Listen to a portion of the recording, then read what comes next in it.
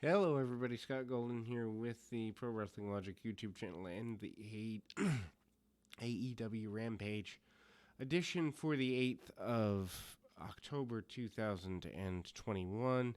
Not a fan of this by any stretch of the imagination, but it is what it is as far as most people are concerned. And the fact of the matter remains that, in fact, lots of people are not ready for kind of the unfortunate drop because there's oversaturation of wrestling, and this is World Series season, football season, and all sorts of competition. I love AEW, although I could think they can get rid of half their roster and I'd love it even more, but at the same time, they are oversaturated. Anyway, Punk in singles action is on the show. Also, a Philly street fight between Starks and Brian Cage is on the show, and we continue kind of the experiment that is the Lucha Brothers Tag Team Championship title reign, which, I'm sorry, not a good idea.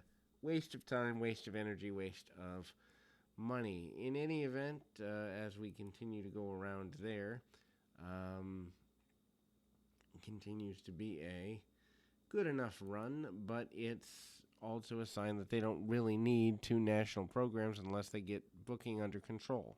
Excalibur, Taz, and Chris Jericho on commentary. One of these things is not like the other. I loved Jericho when he was less obnoxious. I do not like him now. We lead off with 2.0 Daniel Garcia and CM Punk in a face-to-face promo monitored by Henry. Punk calls 2.0 the Nasty Boys little brothers.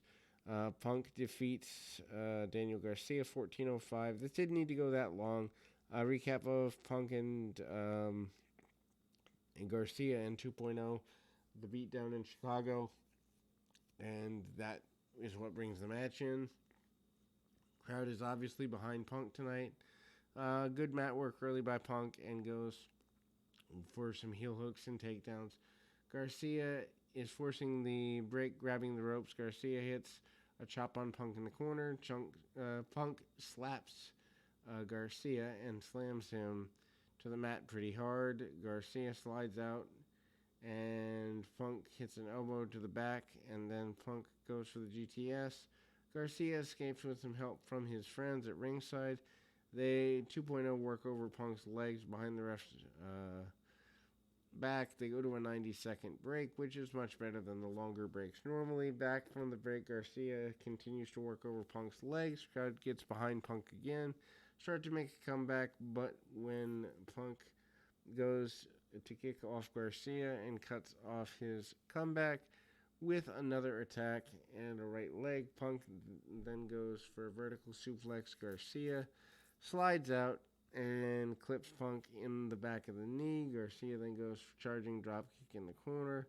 Punk then goes for the Scorpion Deathlock. Punk almost gets the hold on and makes it to the ropes, but he's able to escape the hold when Garcia tries to fold him into the center of the ring. Punk then sets up a charging Garcia and into the members of his 2.0 faction, and then they go to the apron. Punk comes off the top with a crossbody to the floor on all three guys.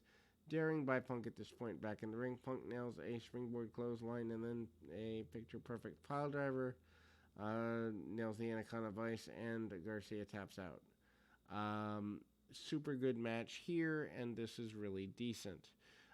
Tony Schiavone interviewed Leo Rush, Dante Martin, and Matt Sydal.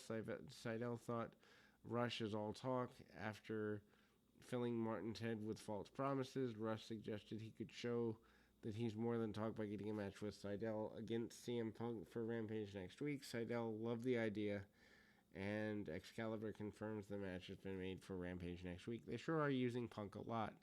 AEW Tag Team Champions Lucha Brothers defeat the Acclaimed 5-16. At least they kept this short. Caster mentions Ben Simmons, Rocky Balboa, and Arn Anderson in his pre-match rap. They also praised the mascot of the Philly Flyers. Lucha Brothers bring both the AEW and AAA tag belts to the ring with them. Acclaim go after the Lucha Brothers earlier, and Caster sends Phoenix into the ring post head first before the bell. Lucha Brothers take control, series of super kicks and double team splashes. Bowens catches Phoenix with a shot from the boombox and then goes to tope through the ropes, and Acclaim take control in the ring against Penta. Acclaim use double team leg sweep on Penta and then gets a near fall. Penta with a Cazador on Bowens and a DDT on Caster, and then gets tagged to Phoenix. Phoenix punished Bowens with a series of kicks. Caster then runs in and gets a hook kick, and Phoenix hits a stunner on Bowens for near fall. Caster comes back with a super kick on Phoenix, and then he's sold by flipping into his head, and then soon everybody hit everyone with super kicks, and everybody's doing a double down. Match settles to Phoenix and Bowens in the ring. Bowens hits a side slam on Phoenix, sets up mic drop for Casta. Penta pushes Caster off the top rope, then hits the double foot stomp on Bowens' tailbone.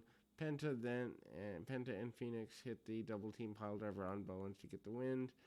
Not a bad match for what it was.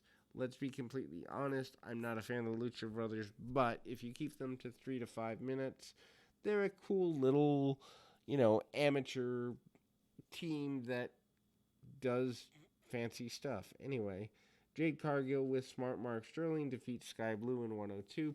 Pre-match video package, comments of potential individuals in the TBS New Women's Championship Tournament, including comments from both Blue and Cargill, as well as other individuals.